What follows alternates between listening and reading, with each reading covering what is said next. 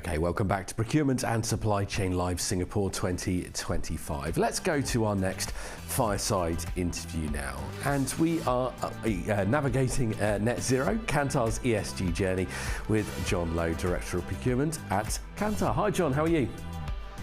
I'm doing good. Thanks for having me, Neil. Yeah, you're very good morning welcome. to you. Yeah, good morning. Good to see you again. And I know we caught up a week or so ago to talk through some of this presentation and the journey we're going to go on.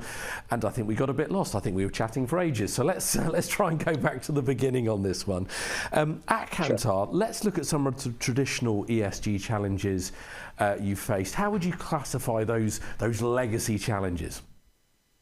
Okay, so maybe first of all, let me start off by talking a little bit about Kantar as a company and as a business. So Kantar is actually a branding data analytics company, and we basically provide data to our clients so that they can make meaningful decisions along the way, strategizing their branding for the future. And so you can imagine that at the end of the day, when we are trying to collect data, a lot of it is basically collecting and doing surveys and doing interviews for data, and then at the end of the day, converting and analyzing the data to the clients. In so doing, the data itself, the sourcing of the data is what we call as direct procurement. Now, how does this translate in terms of ESG? So the ESG challenges for us traditionally will be basically carbon emission, of course, in terms of managing and reducing carbon emissions. And in the direct space itself, that itself is a challenge because it is unlike in the operating or manufacturing operations environment where it is a lot more tangible, it's fiscal.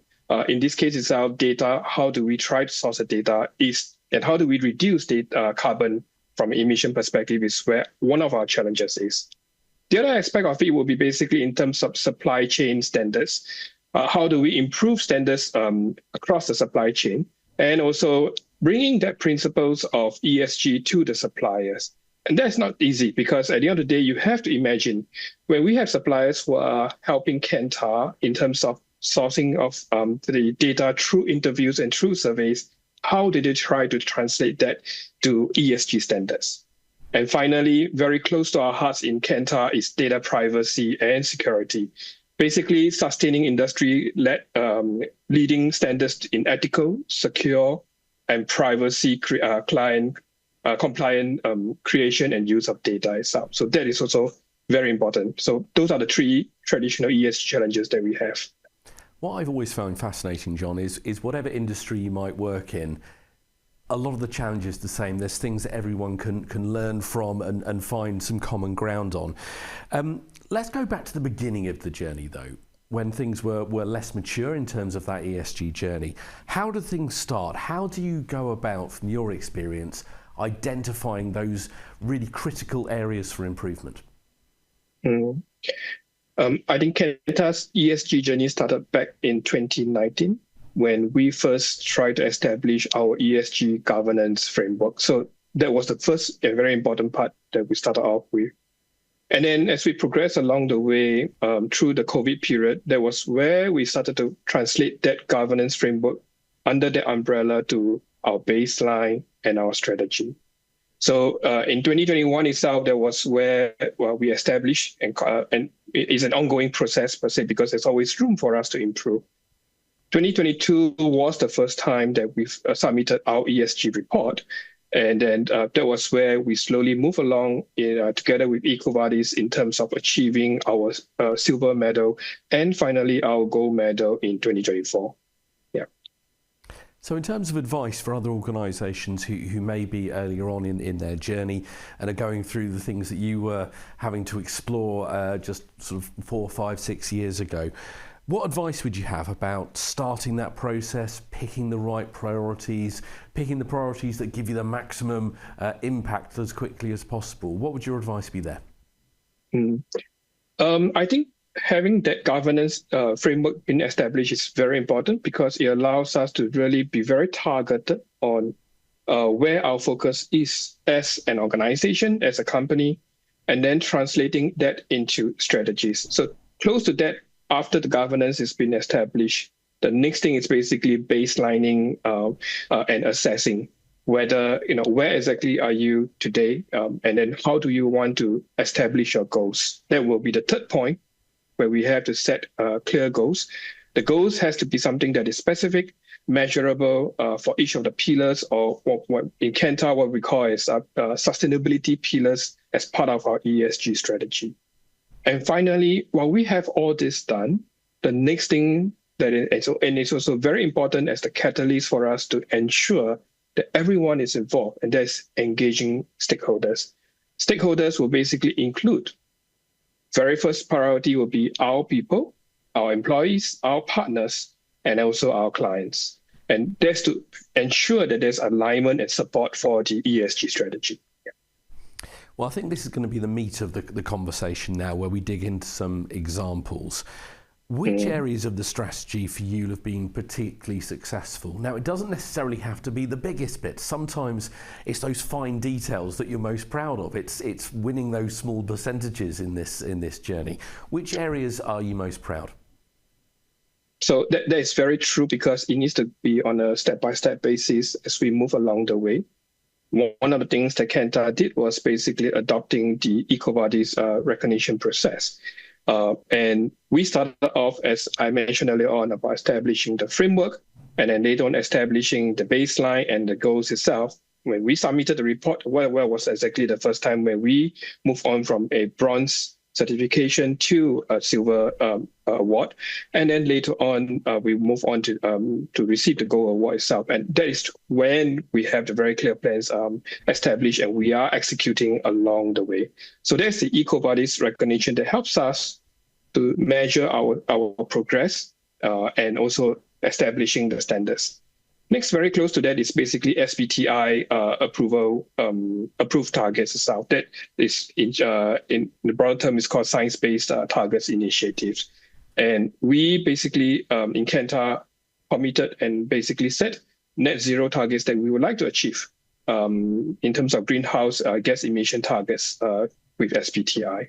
So those are the two successful areas for us in Kantar ESG as we progress along the way, ensuring that we are committing and we all have a common goal for us to work towards too.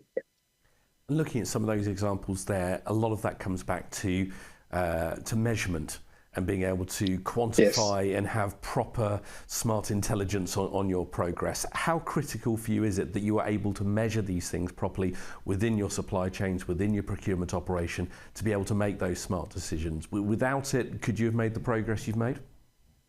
No, definitely not itself. So for us, we have to basically establish also processes for us to measure, and also to have a platform for us to engage our suppliers. Let me elaborate a little bit on that itself. So Kantar, basically, we engage our suppliers to develop carbon reduction plans and have basically integrated into our ESG into our new supplier contracts, as an example. Now, before we even get to that itself, we actually have a means of trying to measure how the suppliers are, what we call it as supplier health scorecard. Supplier health scorecard basically allows us to have a level overview of carbon emissions, the supplier's ESG accreditations, as well as the risk score. So that is as far as the supplier health is concerned. The next is basically we also have another dashboard that we call it as Carbon Cube. Carbon Cube is basically a supplier's level overview of carbon emissions. And this is basically calculated based on our spend with the suppliers and with emissions factors taken into consideration. This also allows us to measure by time, by the category, by the different businesses that we have engagement with the supplier. Now, this is important because, of course, we know that over time, procurement strategies will change. And when we change that itself, that also means that our spend and our engagement with the suppliers will change too. This also translates to how, in terms of we are engaging or pivoting our strategy as far as carbon emission is concerned. So the overview of percentage emission for suppliers with SBT allows us to do that. And when we have the Carbon Cube, we are able to use that as a platform to develop the supplier management engagement. Yeah. Just talking about that relationship with suppliers, it's very easy to celebrate the relationships that are working well when they're fitting in with your strategy. They are feeding into your ESG goals. Let's focus on the areas that maybe aren't work, because not every relationship can be perfect.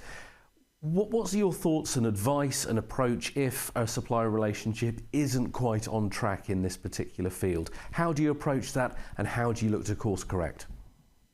Oh, that's a very good question, and that's something that we learn along the way.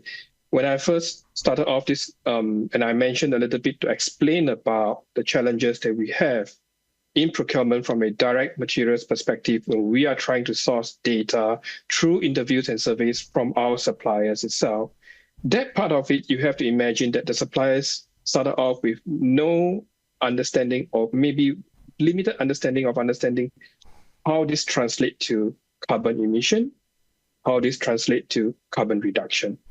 And as we move along the way, we need to basically establish the partnership, the communication, and the education process. It takes a while for us to really journey together, or basically encourage the suppliers to journey together with us. And for myself, coming from the Asia perspective that I have responsibility for, that is also an additional challenge. Why? Because in the first place, when we engage the suppliers, we could be talking at different time zones. We actually started off with what we call as annual supplier day virtual event. And that was a means or a platform for us to engage the suppliers, communicate more broadly at the group level on our ESG strategy. When we do that itself, it may not necessarily mean that we have a means of engaging all the suppliers at the different time zones. So that was one of the challenges that we encountered. The way we addressed that challenge was basically set up an APAC virtual event so that it is more time-friendly for us to engage the suppliers. In addition to that, we also basically have captions that explain or kind of move along together with the virtual event, so that with their local languages basically allows them to understand better in terms of the communication that we're trying to bring across in the virtual event. And this is actually all very important at the end of the day, as we learn and we journey along and we realize that these are things that we can improve on. We got very, very positive feedback from the suppliers, because especially for the APAC suppliers, they now have a better understanding of how Kantar really cares for the environment, our commitment to the environment, Kantar's ESG goals, and the more important thing is basically a warm sense of inclusion for the suppliers that are more conversant in non-English markets or non-English countries. Yeah. One final question when it comes to suppliers, and the different maturity levels when it comes to their ESG awareness or their own internal strategies. You're going to be dealing with some people who, they're absolutely on the ball, they've got very mature strategies, and yet you could be dealing with some other suppliers who are in a much earlier stage of their journey.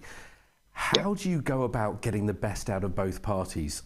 Some won't need much assistance, some will need an awful lot more. How do you go about that to actually accelerate the progress of maybe some of those smaller suppliers who don't have the same level of maturity?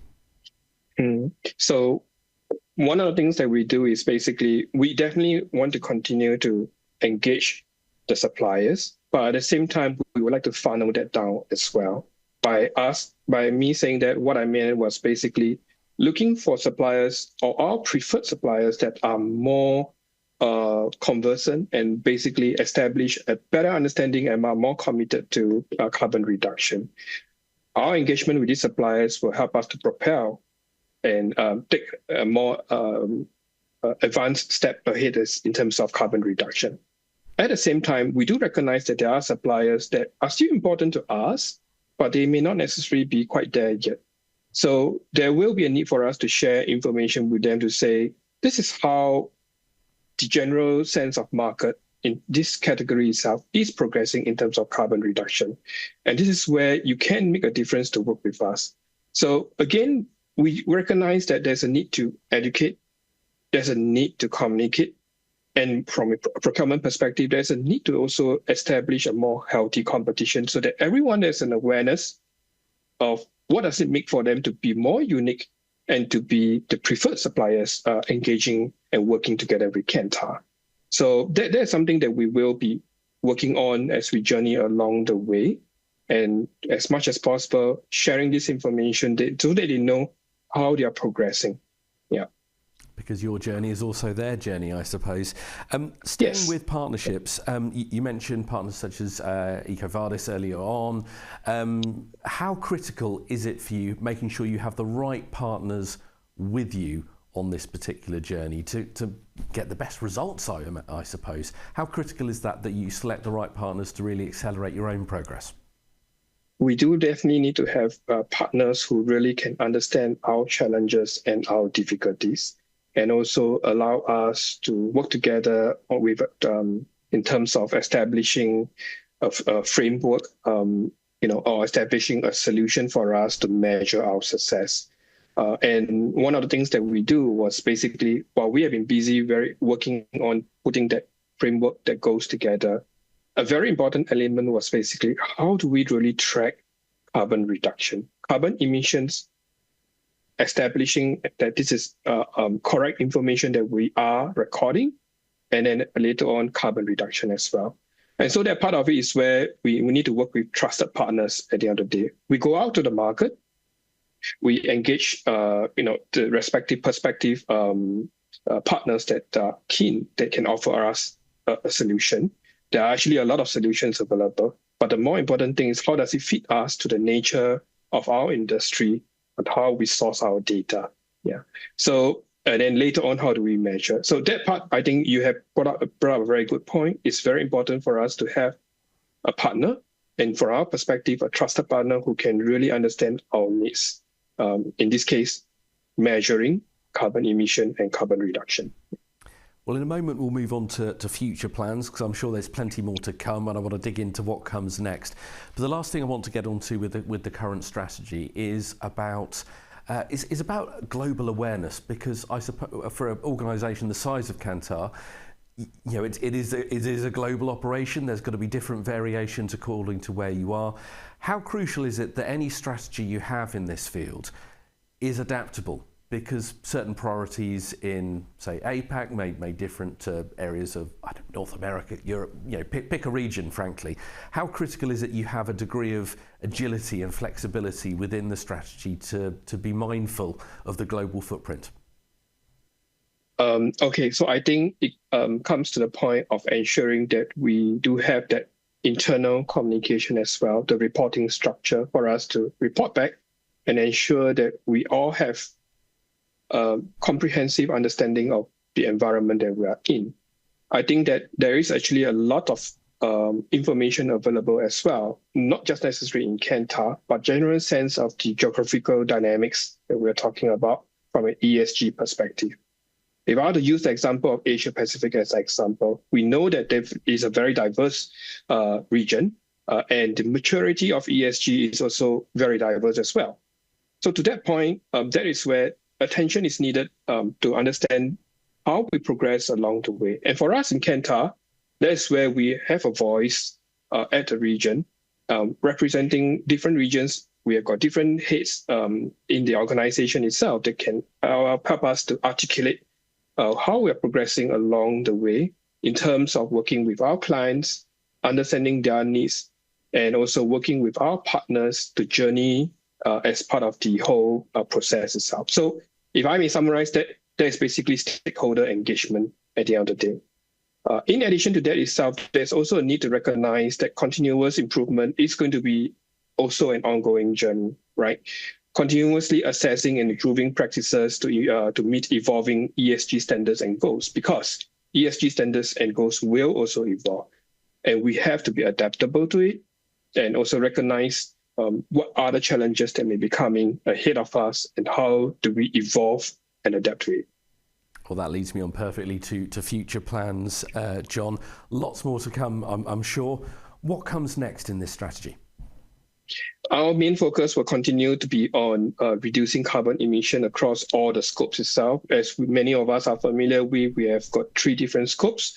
And for us, close to our hearts in procurement will be more of in terms of suppliers engagement for carbon reduction. Life cycle management is also important. So that's more from a broader perspective across the whole of Kantar. And then the next thing is basically supplier engagement. So we need to continue that engagement, that journey with the suppliers to measure carbon emissions, set targets, find carbon reduction opportunities, and measure success, right? And then I mentioned earlier on in terms of the ESG platform, how do we kind of establish that as our baseline? And then from there, how do we reduce? So that's important for us. And another last but also important plan for us in future is the CSRD preparation.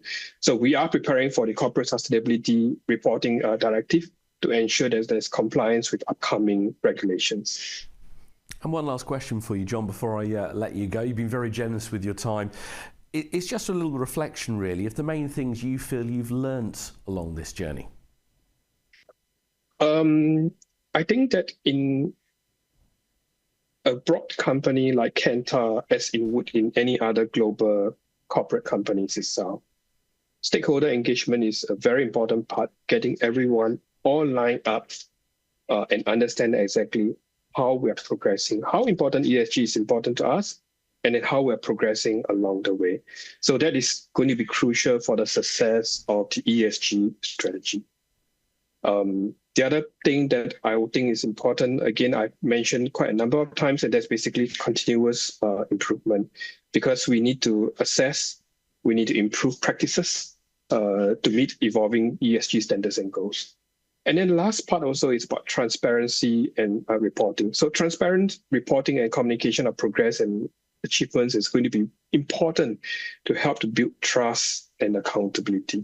So that is also an area that is, again, close to our hearts, ensuring that everyone can understand that this is how we're reporting, this is how we're measuring, and at the same time also allow us to receive feedback on where else can we do better and how we can improve. Yeah. And John, that's really refreshing, because it's so easy to celebrate the successes. And looking for that continuous improvement, making sure you've got that transparency, absolutely key for me. John Lowe, thank you so much for joining us here at Procurement and Supply Chain Live Singapore. I've really enjoyed you taking through that journey for us, and we wish you all the best for the future. Thank you, Neil. Thank you for having me. You're very welcome indeed. Thank you very much indeed, John Lowe.